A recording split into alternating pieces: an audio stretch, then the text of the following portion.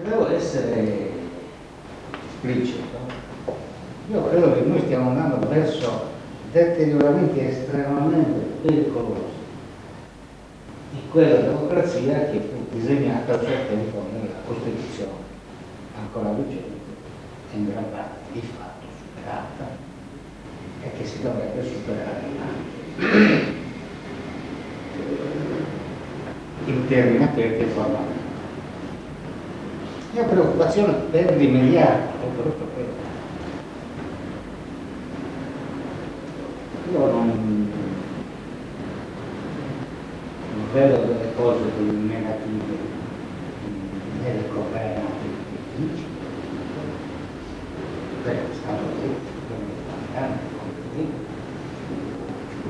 non lo vedo come passaggio democratico di nessun tipo, vedo un regresso democratico. Ho molti dubbi sulle procedure che si stanno ormai affermando circa l'autoinvestitura politica, perché abbiamo avuto il Cavaliere di Arcore, un'autoinvestitura andata avanti come è andata avanti, con tutte le critiche giuste e non giuste che sono state fatte, poi adesso abbiamo di fronte a un'altra investitura. Quello che mi va bene, mi piace, certamente bene, e così via, però andando avanti di questo fatto con le autoinvestiture, io ho anche paura che prima o poi ad autoinvestirsi sia un imbianchino, il quale troverà anche lui i mezzi per portarsi all'attenzione del paese. Così come non mi convince del tutto, tutte le cose molto aperti, la questione del bipolarismo anglosassone in Italia. Non mi convince perché questa questione dell'alternanza in realtà è un'alternanza senza alternative. In realtà noi avremo un'alternanza tra i due. Quello che sta avvenendo in Italia non mi piace per niente. Devo dire che intorno a questa bipolarizzazione si sta creando, si sta raccogliendo uno schieramento politico però che è fondamentalmente nordista. Fondamentalmente nordista. Noi ci troviamo di fronte ad uno sviluppo ed un'affermazione molto forte del nordismo, con tutto quello che consegue, quindi con una filosofia della patria padana, privilegiata e da privilegiare perché moderna, europea, democratica, eccetera, eccetera, con un mezzogiorno che viene considerato sempre più come area del banditismo, del brigantaggio. Non ci sono accenni anche al 1860, va bene, con l'esercito che rioccupa il mezzogiorno e così via discorrendo. Area comunque degradata, esposta alla carità pubblica. Bene, nel gioco politico che si sta disegnando il mezzogiorno rischia di essere assente, più assente ancora rischia di essere la Sardegna, o presente soltanto come al solito, come aggregato. Ma noi non abbiamo più neppure la rappresentanza politica che avevamo nel passato. Non abbiamo più la rappresentanza politica del Partito Sardo d'Azione, che ormai si è ridotto a non essere praticamente più un soggetto politico. Ma non abbiamo più neppure la rappresentanza politica, se volete, indiretta, parziale, obliqua, che era quella che in qualche modo, almeno di una certa quota di interessi, assicuravano i grandi partiti italiani. Non ci abbiamo più. Oggi politicamente noi non siamo più rappresentati da niente e da nessuno. Questo è il problema grosso. Quando Gianni lui dice che bisogna avviare il processo, cioè non bisogna più parlarne, infatti io comincio ad avere difficoltà a continuare a fare disegni federalistici, geometrie federalistiche, architetture federalistiche. Bisogna trovare un punto di inizio di questo processo e purtroppo questo punto di inizio è politico. Però ha ragione anche il professor Biglio. La questione delle risorse nostre è fondamentale. È fondamentale. Io oggi vedrei come punto per una costruzione comune, per la casa comune o comunque per un'aggregazione reale effettiva, non ideologica, senza voler adesso predicare contro le ideologie, no, non ideologica almeno nel senso deteriore del termine, ma invece utilizzando magari la parola cultura in un senso più pieno, no? Io per esempio porrei al centro del dibattito, della discussione, due problemi fondamentali, che poi in pratica sono uno. Uno è quella delle risorse dei Stati, delle risorse comuni, che sono le risorse che noi abbiamo accumulato in tanti secoli di formazione della nostra comunità, e sono le risorse che abbiamo avuto in sorte quando ci siamo trovati a vivere in questa terra, le risorse comuni, l'ambiente in cui viviamo, ed il lavoro, che è l'altra risorsa, che è poi, se volete, l'espressione di tutte queste risorse.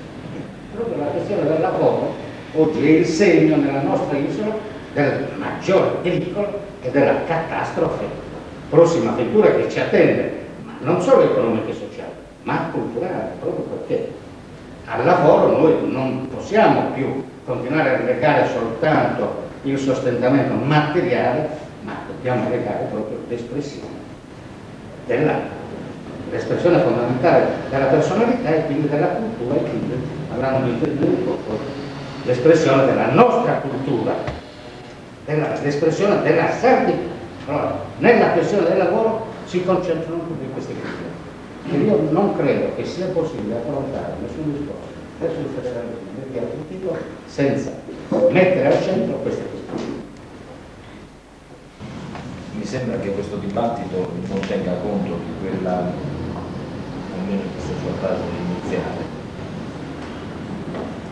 di quel progetto che noi abbiamo cercato di avviare, e lo abbiamo fatto partendo da una analisi, direi, spassionata della realtà della politica in Sardegna soprattutto. E devo dirvi, sia Carlo Scandoia, una loro promessa, ha citato delle esperienze importanti e dei passaggi importanti. Io sarò molto più recente nel riferire il fatto che l'occasione che ci ha, direi, consigliato, spinto, poi alla fine fatto innamorare di questo progetto. L'occasione è stata data quest'estate dall'analisi voto regionale, che è un voto che è stato visto come voto di tendenza, forse da tutti noi con un po' di piacere, devo dire, anzi molto piacere per certi aspetti, che significavano un po' la liberazione da un incubo dopo i risultati delle elezioni politiche, che riguardava i valori fondamentali di libertà del nostro Paese. Questa occasione ci è stata data dall'analisi di un voto che però non ci ha affatto confortato, perché io vi posso assicurare che le elezioni regionali in Sardegna hanno segnato un abbattimento del livello di garanzia fondamentale della nostra democrazia, che forse è inimmaginabile da chi non conosca la serie di gravissimi errori, di gravissime storture che hanno caratterizzato il voto in questa circostanza. L'analisi è partita da lì, perché voi sapete che nell'estate il coordinatore nazionale di Sardegna Nazione, che aveva partecipato a queste elezioni, ha denunciato una serie di fatti che poi sono stati in parte anche provati, sintomo quantomeno di un sistema elettorale non soddisfacente nei suoi meccanismi di garanzia. E ancora più insoddisfacente è stato il risultato del tentativo di verificare come mai in Sardegna per queste elezioni regionali si fosse così tanto abbassato il livello di garanzia democratica del controllo sul voto, della qualità proprio delle operazioni elettorali. E devo dirvi che veramente con molto sconforto, parlo come cittadino e non come tecnico, gli strumenti che sono riconosciuti soprattutto alle minoranze per verificare la legittimità del voto e la diciamo, correttezza delle procedure di voto sono praticamente inesistenti. Voi pensate che nel nostro paese per il sequestro di un qualsiasi bene il Tribunale della Libertà, seguendo le procedure ordinarie, è chiamato a a dover dare una risposta al cittadino in pochi giorni, in poche decine di giorni, dire quindi se il sequestro operato dagli organi inquirenti è legittimo o meno. Non esiste obiettivamente nel nostro sistema elettorale regionale, obiettivamente, anche se formalmente esiste, la garanzia del controllo per l'elettoranza, perché Sardegna Nazionale ha cercato di controllare i risultati, sottolineando che non era un controllo finalizzato soltanto ad accertare i voti che sarebbero stati sottratti con la formazione di minoranza, ma che riguardava proprio la legittimità del voto, il fatto che ciascuno di noi potesse dire che il voto che aveva espresso era stato valutato e andato compreso, cioè il minimo del meccanismo democratico. Ebbene, con sconforto abbiamo verificato che questi meccanismi di controllo obiettivamente non esistono. In questo Consiglio regionale hanno seduto dei consiglieri che non erano stati eletti e che poi sono stati rimossi. E in questo Consiglio regionale, in mezzo del suo presidente della commissione presieduta dal collega Federici, ci ha risposto che non è possibile la verifica delle schede perché non è possibile, perché sostanzialmente la risposta che ci è stata data è questa. Da questa esperienza, che devo dire obiettivamente traumatizzante, ne è scaturito un dibattito e poi la constatazione di quella veramente di un grande vuoto, che è un vuoto soprattutto almeno per noi che abbiamo questa esperienza, questa posizione, un vuoto rappresentato dalla totale assenza del Partito Sardo d'Azione del dibattito politico dell'anno 94 di questo inizio del 2005. Da qui lo sforzo per arrivare a questo documento che stiamo cercando con difficoltà di diffondere, che è un po' la sintesi di tutta una serie di incontri e di confronti che da quest'autunno in poi abbiamo fatto come comitato aperto a tutti per la costituente sardista, per quella Casa Comune dei Sardi di Positano. E questo documento sul federalismo si sofferma, facendo riferimento immediatamente a quel progetto che è veramente anche questo indecente, proposto e avanzato dalla Lega, che presenta il federalismo come la gentile concessione del sovrano e non tiene conto invece, secondo noi, dell'aspetto più significativo di questa scelta istituzionale che, come ricordava l'onorevole Carlos, è dato proprio dal salto di qualità della politica che il federalismo inteso come autodeterminazione dei popoli consente di fare. Cioè noi sosteniamo il nostro documento, che poi speriamo tutti intorno possiamo migliorare, ho letto e averlo criticato perché è solo la base di discussione. Noi sosteniamo che il vero federalismo, quello chi è intervenuto prima di me tanto autorevolmente ha fatto riferimento, non è certo quello che propone Bossi, non è certo quello che propone il PDS, non è certo quello che addirittura propone la forza centralista statalista come Alleanza Nazionale, addirittura intende coniugarlo con il presidenzialismo, quindi veramente la negazione di qualsiasi libertà, perché il federalismo è la libertà dei popoli che si autodeterminano. L'analisi della situazione politica attuale, secondo me, va anche approfondita, perché, ripeto, è da questo che questo nostro sforzo ha preso le mosse, e la situazione politica attuale in Sardegna come in Italia non è assolutamente confortante nelle prospettive. Vicino Spiga, concordo pienamente, si è a un livello particolarmente critico anche delle garanzie fondamentali, e si assiste a uno scontro che non ha precedenti, si assiste a tentativi di ribaltamento dei principi elementari. Facevo l'esempio delle elezioni, che certamente a tutti le regole stanno a cuore e tutti devono essere rispettate, ma potrei parlare di quelli che sono i problemi della giustizia penale. Si è giunti a una legislazione d'emergenza, quella del decreto Biondi, che pretendeva di introdurre nel nostro sistema delle direi camere valiche di compensazione per tutti coloro che avessero commesso certe categorie di reati, e si è passati successivamente a un'altra serie di eccessi, e voglio dirlo perché è una considerazione che faccio prescindendo dalla persona a cui faccio riferimento, anche l'esperimento di affidare a dei giudici, a dei magistrati, il governo della cosa pubblica, che tanto il PDS ha in passato sostenuto, il presente sostiene. Oggi in Sardegna abbiamo il Presidente della Giunta che è un magistrato, direi che non ha dato veramente un grandissimo risultato. Quindi da queste valutazioni che sono politiche abbiamo poi ritenuto necessario un impegno direi straordinario, fortissimo in questa fase, anche perché ci sembrava che quello che si diceva sul nuovo in politica fosse la riproduzione, direi, praticamente perfetta di discorsi già sentiti. Ci sembra anzi di poter affermare che quella che viene chiamata Seconda Repubblica sia una Prima Repubblica bis, con una serie di peggioramenti sostanziali. E quindi questa è stata la nostra esperienza, il motivo per cui abbiamo dato corpo a questo documento, abbiamo proposto, lo proponiamo all'attenzione. Io ho a questi problemi un approccio politico, nel senso che nel quale credo che il termine politico vada inteso, cioè cerco di avere un approccio molto concreto.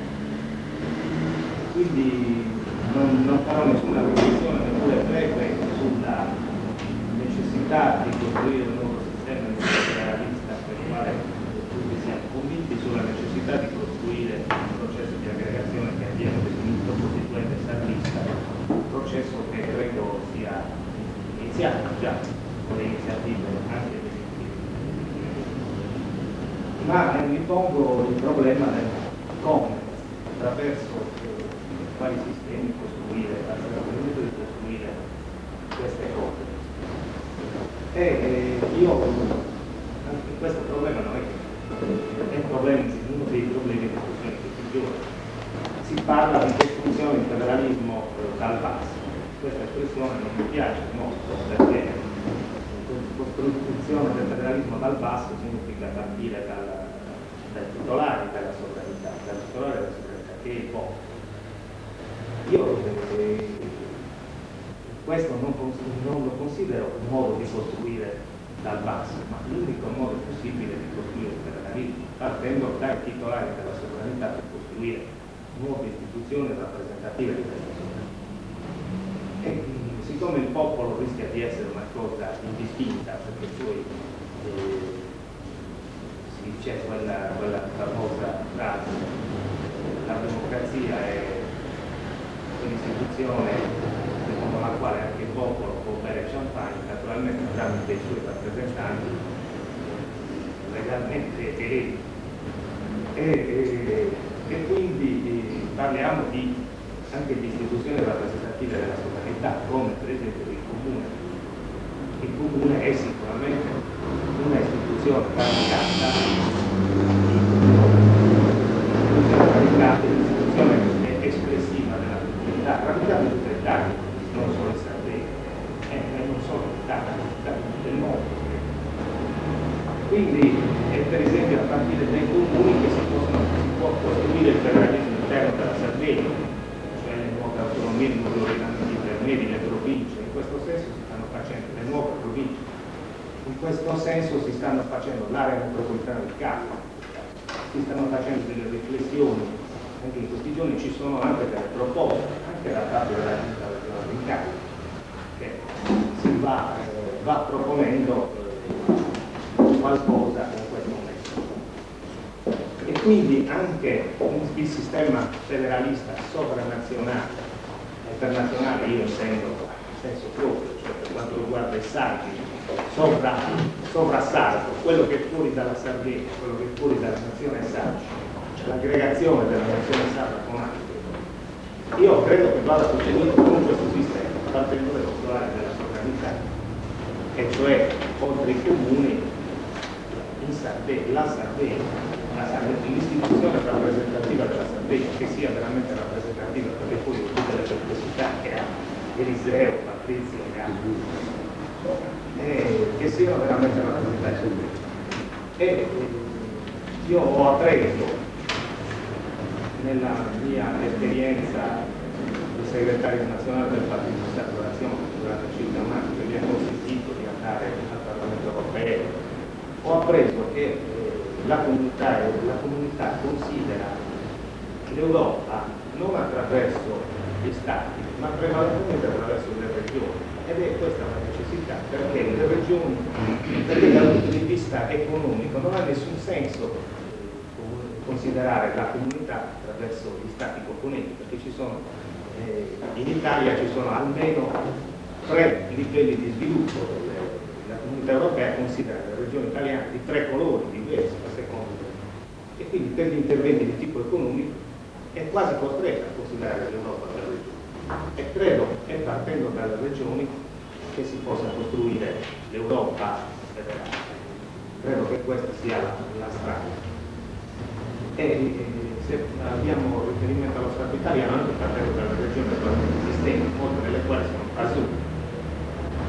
Ma questo non è un problema che riguarda la Sardegna. Io voglio stare soprattutto al problema che riguarda la Sardegna, come costruire la nuova sovranità della Sardegna e come portare questa sovranità in confronto con altri per costruire l'Europa.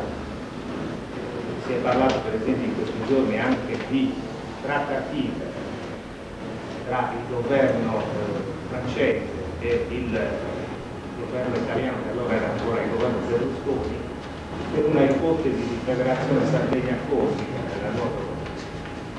Ecco, credo che la federazione Sardegna-Corsica potrebbe anche starmi bene dal punto di vista dell'intervento, ma credo che sia assolutamente assurdo che possa essere costituita da un accordo tra il governo francese e il governo italiano. Questo è il problema di metodo che io sono spesso accusato di essere concreto, perché questa concretezza ad un certo punto, per esempio di pensare troppo alle elezioni, alle scadenze elettorali. È vero, ammetto che per me le scadenze elettorali sono una deformazione, penso molto, cerco di prepararle, cerco di programmarle, cerco di capirle, ma è anche vero che le scadenze elettorali non sono quella cosa che consente a qualcuno di diventare consigliere comunale o regionale o deputato, ma sono anche quella cosa che condiziona le forze, le economie e quindi in definitiva anche la massaia, anche se la massaia purtroppo non lo sa, come se ne rende tempo. E quindi io vorrei concludere quindi questo intervento invitando le persone che qui sono convenute con mio grande piacere. Il metodo di realizzazione di questo incontro è un metodo che ha consentito di recuperare una tradizione civile, per cui io sono stato invitato con una telefonata 12 giorni fa senza alcuna formalità, e quindi siamo tutti credo stanchi di passare da un convegno virtuale a un convegno virtuale. E per poter arrivare qui siamo stati costretti a cercare un parcheggio, molti come me con un raffinato francese che potremmo definire tutti del film, perché l'unico sistema è parcheggiare intorno. E comunque iniziative come questa devono avere un seguito concreto. Io spero che le persone che qui sono convenute continuino a parlarsi per costruire a partire dalle prossime scadenze, che non vanno assolutamente sottovalutate nella loro portata e nel loro impatto che hanno sulla vita di tutti noi e che avranno sulla vita di tutti. Ma sul punteggio penso che sia proprio a cominciare a fare un passo su Conca a questo domo del Sardo, naturalmente domo federalista. Io sono d'accordo con tutto si schiatti questionato della disabilità teorica. Eliseo spiega a Nauga non si può questionare del federalismo che inizia dell'ipografia forza su traballo in materia la nostra materia prima tocca però in sintesi a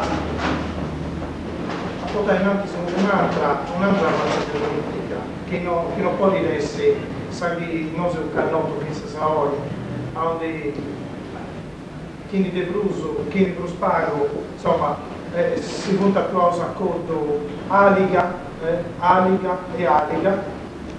devo penso che è arrivata solo dell'identità stuale stalica e questo movimento federalista era detto NAI fa comprendere a tutto Sanso che questo degli attuali accordi stalica non tocca fare uso. Quando non hai esperienza adesso non ne vuole cocco, insomma, su di noi io sono sempre intento, scipio, sa denuncia che ha fatto Patrizio Rovelli, eccetera. Quindi federalismo è NAI, naturalmente a riconoscere il suo popolo usato e si che sa lingua quello deve essere riconosciuta, o NAI a fare un'altra razza di politica, o NAI si vuole solo adesso trabalho in Sardegna, non si vuole seguire a camminare diretto. Tocca si che a fare una forza che sia culturale e politica. Sono e sì. Culturali deve essere forti, cioè deve essere immersa, deve essere coscienziosa è NAI che non uso le uso e di avere questa cultura, questa libertà, questa tradizione di questa Sardegna, di poter camminare con questa coscienza nostra, posso usarlo, posso Sardegna, che si seguire a fuori scetti sempre in italiano, a scrivere scetti sempre in italiano.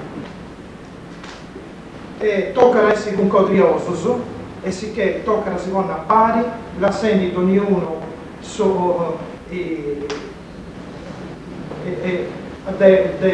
di seguire a fare a strundi gruppo e largo e si deve assursa.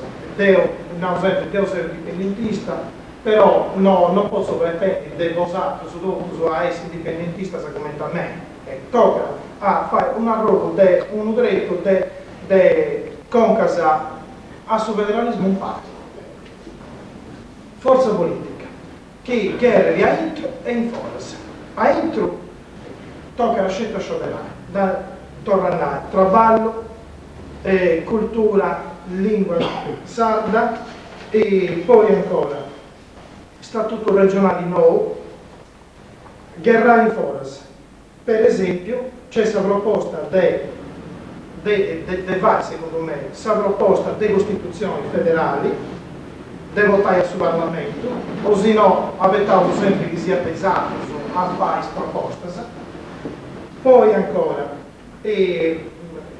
tocca a guerrare poi a riconoscere il suo usardo che è possibile seguendo a con lei presentare su 29 del mese da Rammi del 92 tutela della minoranza linguistica che era vollinai devo mettere su applicazione dell'articolo 6 di questa Costituzione devo mettere che deve fare tocca a scegliere a Sivone, un codioso, sono pari, immersa, fortis e andare in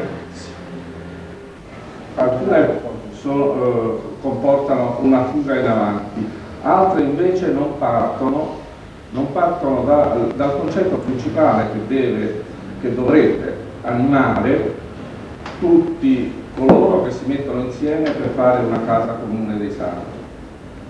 Ed è quella di far prendere al popolo sardo coscienza di se stesso, perché tutti i programmi, tutte le cose che avranno miseramente come lo sono stati fino adesso, se noi non faremo di tutto, perché noi pensiamo di esserne coscienti, ma non dobbiamo fare in modo che ne siano coscienti tutti i nostri compatrioti e concittadini. Questa è la base da cui si può partire solamente, perché quando sarà il sardo, che è orgoglioso di essere sardo, ma è individualista, non nella collettività di popolo. Stranamente, è una strana cosa questo orgoglio del sardo come si manifesta oggi. Il sardo non si vede in un popolo unico, ma quasi che l'essere sardo fosse un merito suo personale. Quindi bisognerebbe partire da lì, e per far questo bisogna soprattutto puntare sulla cultura, sul rinnovamento della cultura sarda in ogni campo, sia nel campo della lingua. La lingua è abbandonata ormai, o perlomeno è usata talmente in casa, diciamo, è usata solo in casa, non in situazioni pubbliche, se non in rarissime eccezioni. Molti non la sanno più parlare, molti la capiscono, non la parlano e così via. La cultura significa anche rivalutare la storia della Sardegna. Noi siamo tutti quanti pieni di fumi di storia estera, di storia degli altri, e non conosciamo a malapena forse qualche cosa che riguarda il popolo sardo. Se non si parte da queste rivalutazioni della cultura non si potrà avere neanche una coscienza di popolo. E allora ogni progetto potrebbe rimanere sterile velleità, sterile sogno impossibile da realizzarsi. L'altra cosa che a mio parere non è stata abbastanza sottolineata a proposito del federalismo in questo caso è che noi ci troviamo in questo momento ad approfittare di una situazione favorevole perché questa parola è entrata nella mente di tutte le molteplici figure politiche che esistevano in Italia, eccetera. Ma è entrata così perché adesso sembra che sia una moda. Noi dobbiamo cavalcare questa moda solamente per affermare la nostra individualità di sardi, cioè per avere la nostra essere protagonisti in mezzo agli altri popoli. Non dobbiamo sopportare un federalismo che ci venga regalato. Il federalismo ce lo dobbiamo costruire, come diceva Efisio, dal basso, ma dal basso inteso però dal popolo. Allora il popolo, che è titolare della sovranità, deve decidere, innanzitutto prendere coscienza di se stesso e poi chiedere di affermare la propria individualità, cioè l'essere sardo, che significa sovranità sulla propria cultura, sovranità sulla propria economia, sovranità sulla propria lingua. Possiamo scegliere di parlare il sardo e l'inglese al limite. Sovranità e autodeterminazione politica. L'autodeterminazione è importantissima, perché se no non è un vero federalismo. Se noi non siamo in grado di diritto e di fatto di autogovernarci, il fatto di far parte di uno Stato federale non ha significato. Inoltre l'autodeterminazione significa anche scelta dei nostri partner, scelta dei paesi con cui vogliamo confederarci o con cui non vogliamo confederarci. E quindi è molto importante per questo che il sardo sia cosciente che può farlo, lasciando da parte tutti quei discorsi che derivano da una soggezione millenaria, che derivano da una colonizzazione altrettanto millenaria, tutte quelle cose che hanno dato nel tempo al sardo la sfiducia di se stessi.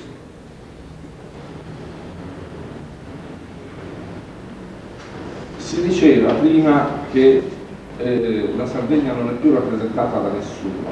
Io direi che la Sardegna, bisogna meditare anche su questo, la Sardegna non è stata mai rappresentata da nessuno, se non in minima parte. La casa comune che noi dobbiamo costruire è una casa che sì, in cui dobbiamo trovare tutti i punti che abbiamo in comune, ma il punto più comune di tutti deve essere il bene della Sardegna, cioè non dobbiamo limitarci a definire alcune, come da qualche parte è venuto il suggerimento, qualche punto da portare avanti. Portare avanti dei punti è senz'altro necessario e forse può essere un principio, ma la casa comune vuol dire che chi fa parte di questa casa fa parte di un popolo che vuole esprimere se stesso al meglio, che vuole il bene dei propri concittadini, che vuole il bene della propria terra. E per far questo si uniscono. Il frutto del colonialismo che ci ha dominato fino adesso è stato anche questa divisione che c'è tra di noi, perché è vero, ci sono delle ideologie, la religione, le questioni sociali che fanno parte del patrimonio culturale di ciascun uomo ormai a livello mondiale, ma non credo che queste ideologie possano dividerci se noi tutti mireremo prima al bene della Sardegna e poi eventualmente alle cose particolari in cui ognuno di noi crede. Voglio esprimermi meglio.